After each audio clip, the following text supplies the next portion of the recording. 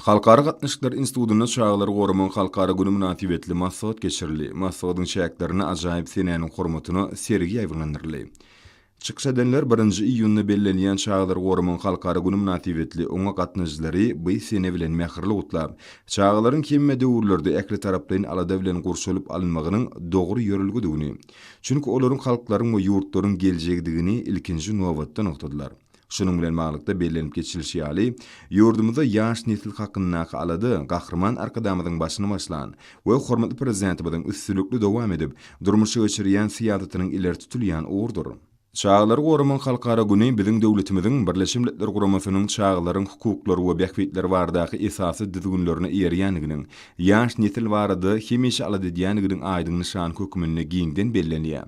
Bu ajaýyp seni Türkmenistanyň sagdylygyň we ruh welentligiň ýurdy, bagtyar çağlaryň mekan hökmüne adawraýyny dünýä ýaýýar. Bular barada halkara guramalarynyň wekilleri we beýleki çykyş eden adamlar aýratyn nyktap geçdiler.